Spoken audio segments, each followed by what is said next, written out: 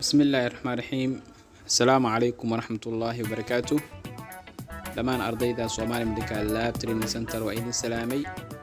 qaasatan galaaska sheybaarka salaan kadib hadduu aalid insha Allah taala maanta waxaan ka hadli doonaa topic lagu magacaabo urine collection oo ah kaada sida loo qaadaa hadduu aalid insha Allah markaan rabno maxaa la dhahayay inaan kaadi aan qaadno horta waxaa jira habab badan oo ama dhowr nooc oo kaada loo qaadayaa jirto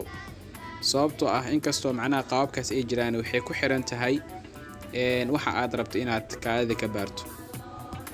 marka hore waxa muhiim ah inaad maxalla u sheegto bukaanka maxalla qaabka uu kaadida iskaga soo qaadayo iyo waxa aad rabto inaad maxalla kaadida ka baarto waa inaad u sheegtaa qofka bukaanka ah marka hore waxaan sharxi doonaa ama waxaan sharaxaad ka bixin doonaa qaabka loo qaado kaadida iyo sida loo ilaaliyo kaadida sababtoo ah marka aad inaad kaadi aad qaado waxay u baahan tahay kaadidaasi inaad procedure ama maxallahay habab loo maray leedahay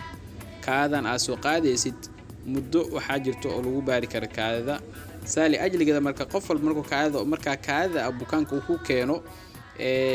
habka u mari lahayd ama habka u manage gareey lahayd waa inaad taqaanaa marka waxaan rabnaa in laba qodob aad u muhiimsan inaan ka hadalno ugu horeyn qodobka ugu horeysa waxay noqonaysaa macnaha habka kaadida maxaa lahayd loo qaado qodobka labaad waxay noqonaysaa habka kaadida loo keediyo sababtoo meeqa process ayaa jirto oo kaadidaasi loo qaadi karaa iyo habka kaadidaasi maxaa lahayd loo keedi lahaa markii la keeno qaasatan markii la keeno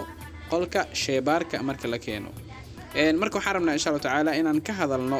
noocyada maxaa lahayd kaadida loo qaadayo hadduu aalid insha Allah taala iyo waxyaabaha ay ku fiican tahay inkastoo marka aan rabno inaan soo khulaaseeno oo toobiyadii hore aan si fiican ugu soo sharaxnay marka waxaa jirta ilaa dhowr nooc ayaa waxaa jirta oo kaadida loo qaado waxaana ugu horeeyo qaabka ugu horeeyay waxay tahay waa fast void specimen qaabkan waa qaabka koowaad ama nooc koowaad waa ee kaadida loo qaado qaasatan bukaanka laga qaadayo bukaanka marka laga hadlaayo kaadida wuxuu iska soo qaadayaa qofka markuu aroorta oo soo kaco ama subaxda hore marka uu soo kaco suulida intuusan gelin ka hor ayuu kaadida iska soo qaadaa bukaanka